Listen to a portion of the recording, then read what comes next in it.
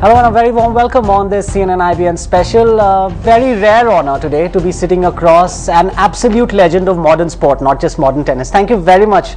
I don't even have to say your name in India.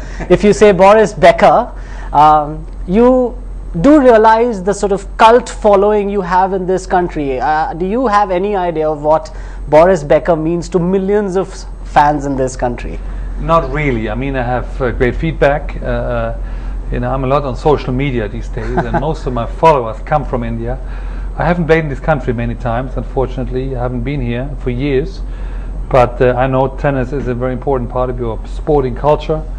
You obviously seen my Wimbledon finals many times over, so I get a slight idea.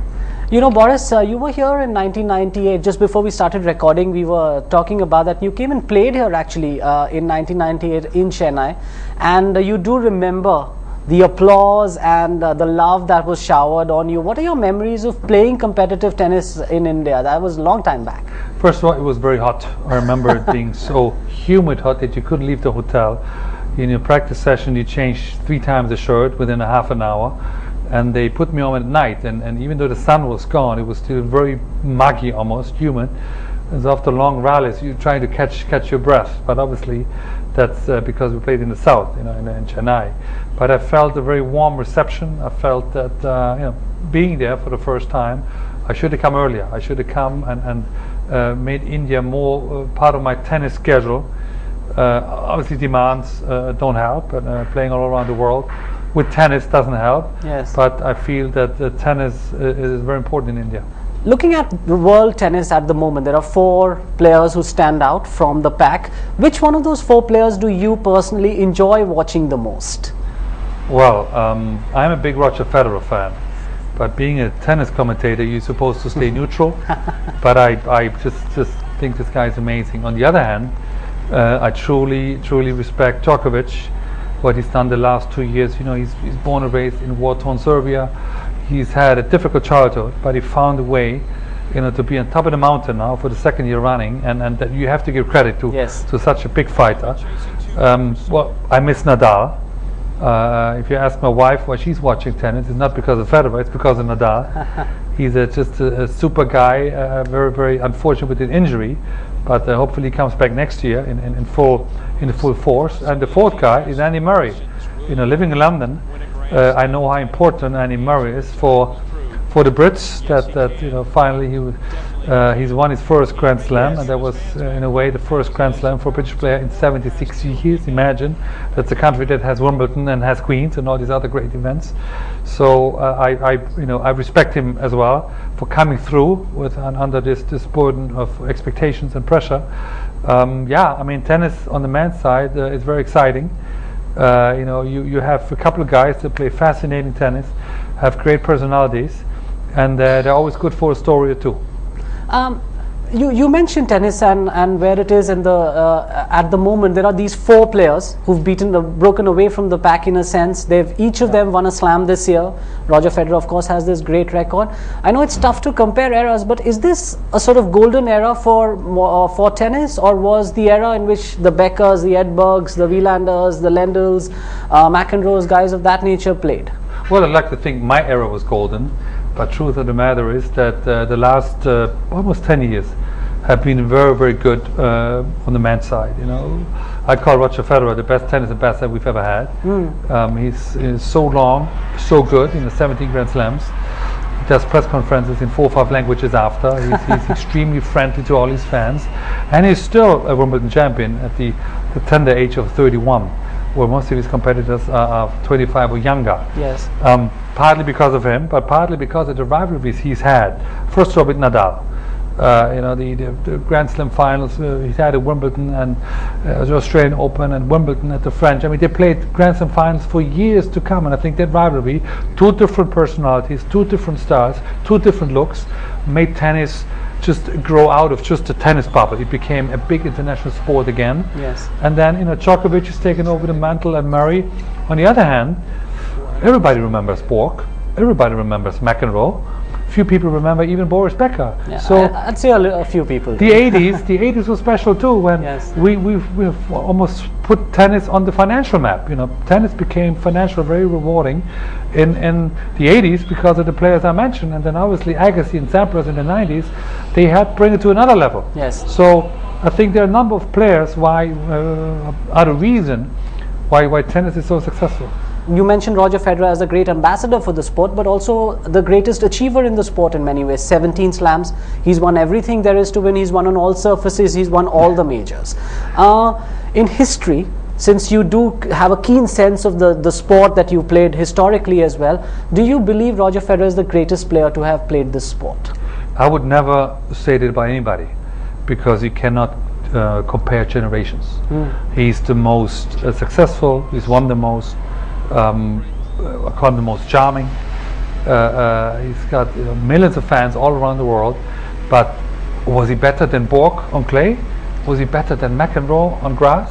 Was he even better than Roger Federer, who in the 60s won 2 Grand Slams, 1962 and 1969, 4 Grand Slams in a row in 1 year. That's something nobody's done before. That's right. Could Federer call himself better than that? Difficult to compare. On the other hand, you had a guy from California called Pete Sampras, ain't shabby either. He's won 14 Grand Slams. He's won 7 Wimbledon in an era where you had a lot more good players than maybe you have right now. So, can you call him Roger Federer the greatest of all time? I don't think he calls himself that. So it's a tough one in your mind, Boris, but let's just look at the world sport in general. You made the point here, we've been talking about these 4 players. Has tennis become just about an elite set of players and a chasing pack that is not being able to catch up with these guys? And is that good for the sport in general? Do you believe the sport is in good health? The sport is in excellent health. You need strong leadership, and that's given by Federer and Djokovic, and Murray and Nadal, really. Yes. What it needs, I find, is that the rest of the pack, as you called it, they have to catch up a little bit. I mean, it can't be that the same 2 or 3 guys keep on winning the same Grand Slams. I mean, where's the Thomas Berdych? Where's Del Potro? Yes, he's won 1. Where's Tsonga? Where's David Ferrer? They're all great players, but something stops them once they're in the semi-final to come through. Where's the 19-year-old? Where's the 21-year-old that's coming through the ranks like we all did in the 80s and 90s? So 17-year-old. Well, 17-year-old. So I miss that a little bit. I miss more generation conflicts. I miss more variety in the men's game. That you have more good players and not the same winning on a regular basis. The other thing that gets talked about among tennis fans a lot is the contrast in playing styles. Tennis allows that. You were a wonderful serve and volley player, and you met so many players who challenged you from the backcourt, guys like Lendl and all of that. Do you believe there's one style of tennis that seems to dominate now? The double-hander backhand, stay back, play, hit as hard as you can from the back, and everyone seems to be following that formula. Serve and volley is almost dead. Well, that's what it seems. Another reason why I like Federer is because he plays the old style. He comes in with a backhand slice, he serves and volleys. The biggest difference of why tennis players are playing mostly from the back, and I call it counterpunchers with a two-handed backhand, is because of the racket technology. They're allowed, with the rackets they're using and the strings pattern they have, they're allowed to play like that. They accelerate much more than we used to. They play 3-4 feet behind the baseline, still hit winners. So by the time you get to the net, the ball is already past you. So you need to be extremely fit, extremely talented to be able to play different So are you style. saying, Boris, that you wouldn't have played serve and volley if you were playing this era? Absolutely. That's how I played. And I tell you what, I think it would have bothered a lot of players today because they don't know how to play against the guy that plays serve and volley. In my era, everybody pretty much played like me. So we were afraid of the baseliners. I think these guys are afraid of the serve and volleyers. The other thing that I want to just take you back a little bit on, now you're 44 years old now, if I'm not mistaken. Almost 45, but yeah, next week I'm 45. There's a lot of time as an international sportsman of your standing to look back on life and on your career. 6 slams, 3 Wimbledon titles, you won every major except the French Open. Do you look back on your career as with regret that you didn't achieve what your talent could have achieved, or do you look back with pride at what you've achieved? I personally think I did as much as I could. Believe me, I've tried. I was born and raised playing-wise in an era where I was surrounded by greatness. I mean, I started with the likes of McEnroe, Connors, and Lendl, then Wilander, Ed Burke, came. Jim Courier wasn't bad either. Then you had Sampras and Agassi and a few others. So I was surrounded by greatness, and they wouldn't allow you to win on a regular basis. And given a chance, I usually took it. Now, of the 1,000 matches I've played, only 1 or 2 I lost with having a match point. So it goes to show you give me a little bit, I'm going to take advantage. And believe me, I tried at the French Open. I tried it left way. I tried it the right way. I wanted to go over. I just, with my style and with the height I have, the weight I have to carry around, I just wasn't made to play on clay. I was just a bit too slow. So I lost to an Agassi because he was better on clay. I lost to Lendl. I lost to Wilander in a semi-final because they were just a bit better than me. So afterwards, of course, you always have regrets and you want to win 12 Grand Slams and not 6. But quite frankly, I won as much as I could. 7 Wimbledon finals, and that obviously was your court before Pete Sampras came and took that. But 7 Wimbledon finals, from a cynical point of view, would say, yes, he won 3. But then he lost 4. Yeah. Do you ever look at it like that I came so close to winning 5, 6 Wimbledon, 7 Wimbledon finals, and I won 3 of those? Now not anymore, because I made peace. I come to terms with it. But when you're in the process, and then you're in your 6th Wimbledon final, and you say, man, I've won 3 already, but I lost 3. I really wanted to have a positive record with it. When I stopped, and then I lost to Pete Sampras on my last one. Yes. And then in the match, you're disappointed and you're upset. But then the next day you go, well, I lost to the #1 player in the world who's won 7 Wimbledon titles himself. So I guess he must have been a little bit better. I always try to see the big picture. In the heat of the moment, you don't. But with a bit of distance and a bit of reflecting, you understand that I was proud to be in an era where I was surrounded by unbelievable players.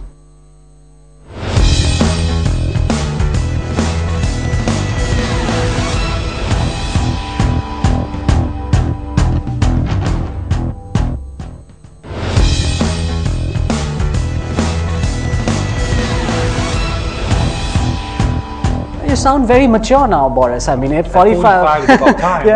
But when do we grow up? one of the great stories that gets told here in India, and it gets told repeatedly every time, especially when Wimbledon comes along, is the story of 1985, and the story of this 17-year-old kid emerging from virtually nowhere to win the greatest tennis title on the planet. Do you look back on 85 in particular? Because in 86, I guess you were a threat and you went ahead and won. I was already 18, I was already a veteran. Yes, but 85, do you look back sometimes at 85 and say, gosh, did I really do that?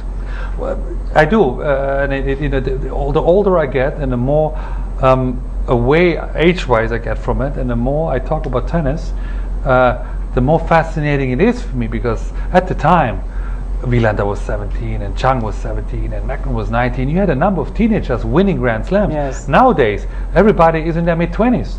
So obviously, I'm very proud of the record. I hope it never gets broken. I hope it continues to be a sport where you have to be in your mid-20s to be successful. But back in the day, it was life-changing. I called the 7th of July my 2nd birthday. I had a pretty quiet and a nice life until that day. Then the clock turned, and I became this international, you want to call me, this international phenomenon. Yes. That has been, very present in the media ever since. Yes, and that's been there. But you talked about your great rivals, and a final few things for you. One of your great rivals was Ivan Lendl, and he's now involved in tennis in a different way. He's coach of one of the best tennis players in the world. Under his watch, Andy Murray has won his first slam. Have you ever been tempted to be the coach of one of an individual player? Has that something that's crossed your mind at all? Well, I obviously love the game of tennis, and at the end of my retirement, I created a juniors team in Germany with the best 13, 14-year-olds, and I was their mentor, and I picked 6 kids from the country, and today the number 2 and 1 and 2 in the country came from a junior team actually. Yes. That I started 13 years ago. So, but not a professional player, but not someone who's on the circuit. The problem though is that a coach is a full-time job. Yes. I travel the world already every week as a tennis player. I have a family that I don't see enough. I have children I don't see every day. I have a business life as well. I don't have the time to travel with a 25-year-old all around the world. Have players ask me? Of course they've asked me. Have players asked me to, see at their forehand or their serve, or should I do with their schedule? I won't mention names. Of course they've asked me, because I know a thing or two about it, but I'm in a different stage of my life where I wouldn't be committed full-time as a tennis coach. But you talked about Ivan Lendl. Well, was one of the best players in the world. I'm not surprised. He's giving Andy Murray the difference between winning a Grand Slam, his first, and losing in a Grand Slam final so many times. And he's smiling a little bit these days, Ivan Lendl. Don't overdo it. He still leaves his sense of humor in the locker room, but that's not what he's for. Ivan was always a disciplinarian. He was the first true tennis professional, and I think that's exactly what's giving Murray. Boris, this is something that I wanted to touch on you with, because you've experienced a roller coaster of a life as a superstar internationally, and you've seen success at a very young age. This is one of the problems, or one of the concerns with Indian young sportsmen, because there's a lot on offer now financially. There's a lot of success and adulation and all of what comes with it. What's your advice on how to deal with things of this nature? Because you've admittedly made mistakes and learned from them. Would you say that kids should be making these mistakes as professional sportsmen, or avoiding them? Well, they're human beings. Human beings make mistakes. Obviously, when you're a teenager and you're thrown with money and with adulation and all the temptation that comes with it, of course you're going to take advantage of that. Is that good for your game? Is that good for your sport? No. Is it fun? Yes. So how do you change that? I mean, the reason I came out alive and well was that I had a great set of parents and a great team around me that was mature enough, that were strict enough, that were confident enough to give me the rights to the wrongs. At the end of the day, I was independent at 18. I had my first money in the bank. I was number 1 or 2 in the world. Yes. Nobody could really talk to me, but I've had good education to stop me from going crazy. Unfortunately, sport is financially very rewarding. There are a lot of money made to be in all sorts of sports. Yes. So when you get that money, you're 16, 17, 18, naturally problems are happening. I want to ask you, are you how much of you live in London now, so how much of a cricket man are you? Do you know anything at all about? The Germans are not, they're usually into football and things like that. No, my expertise in cricket is extremely limited. Obviously, Tendulkar, and Kapil Dev is a good friend of mine, but I wouldn't call myself at all an expert. But since you bring up Tendulkar, there's been a raging debate on here in India about what he should do with his future. Everybody has an opinion. You're someone who obviously has had to make a decision about when to leave your sport. You said you left it at 32.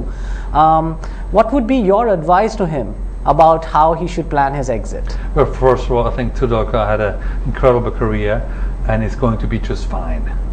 He has a great group of people around him that is going to tell him the right things. At the end of the day, he has to believe it. But most importantly, before you get involved into something else, give yourself time. Think about it, what you want to do. Stay away from it, from the public eye if that's possible. If you're Tendulkar in India, I don't think it's possible. But give yourself time, 1, 2, 3 years, and plan the next step carefully. Surround yourself with professionals, and then he'll be fine. I mean, he's a legend, so he's going to do what's right for him. I want to ask you one final thing. Are any of the Backer children showing signs of becoming tennis players, and good tennis players at that? They're all very sporty. My range is between 19 and 3, so I have, yes. It's quite a generation gap. Actually, my 3-year-old is the first one that picked up the racket when he was only 2. So maybe in about 15, 17 years, there's a new Backer coming along, taking my record away from him. Who knows? Showing serve and volley, or what's he? He's an attacking player, yes. Yes, okay. And life now, you said you were involved in a variety of things. Anything that you particularly enjoy doing, Boris, now? Do you still play tennis? I play a little bit tennis. I mean, it's my number 1 passion. But obviously at 45, it's more difficult to move than when you're 25. And my shoulder and my leg hurt already when I get out of bed. Imagine if I play tennis. It hurt even more. No, I have different business interests with real estate and energy and in sport, and obviously media. I speak a lot about the sport that I love. So I've planned my second career. I took my time out. I've made my mistakes, but I'm in a comfortable place right now, and London is a very good center to be for the next career. Oh, great! It's just been wonderful talking to you, Boris. It's a rare honor to have you here in India. Thank you, and hopefully you'll be back soon and coming again and again. Thank you very much. Thank you very much, Boris Backer. Thanks.